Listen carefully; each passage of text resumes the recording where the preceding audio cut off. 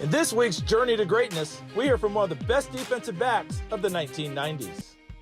When LeRoy Butler was young, the idea that he would eventually be a Hall of Fame football player seemed impossible. He had to wear leg braces when he was a child, and sometimes he even needed a wheelchair. But he still had a positive outlook on life. It was hard in the projects, poverty, single-parent home, going back and forth to Hope Haven was the children's hospital at that time, being extremely pigeon-toed. And here it is, I'm telling my mom I'm playing in the NFL. And then I think it all came about when my grandmother and my mom had a conversation that they basically said that God gives everybody a talent. And I was like, okay, what's my talent? I don't have any. And my grandmother was saying, your talent is you have a unique ability to ignore anything that's negative. And that's the way it's going to work.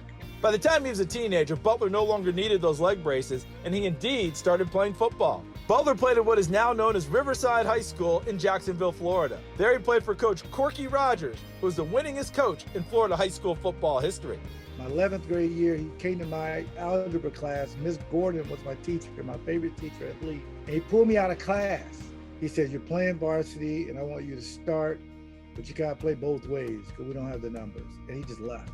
Coach Rogers was everything to me. Coach Rogers was the one that sat me down and told me that you got to go to college because where you're from in the inner city, those kids going to look up to you.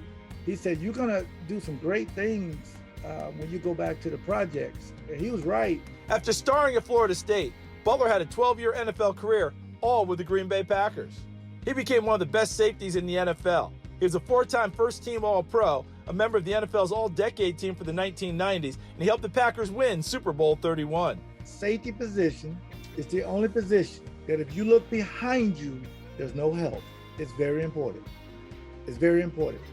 When Ray Rose had this discussion with me about blitzing the quarterback, covering tight ends, I'm like, this can be something great. When you can do multiple stuff like that, I just think that's the new wave. He had 38 interceptions and 20 and a half sacks in his career, but one play in particular made a permanent mark in Packers history. In a 1993 game against the Raiders, Butler forced a fumble that was picked up by Reggie White. White then lateraled the ball to Butler, who took it in for a touchdown and then jumped into the arms of the waiting Packer fans. That moment is credited as the first Lambeau Leap, and it's now a Green Bay tradition. I remember that day so clearly.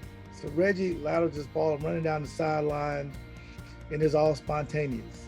And when I jumped up there and the hugging the best fans, well, I take that back. They're not fans, they're owners, because you can actually have a stock certificate to keep the team in Green Bay since 1919. I appreciate that. So that was my way of loving the fans and hugging them. That play, along with countless others, made Butler a legend in Green Bay. And now his bust sits in Canton with the rest of football's all-time greats.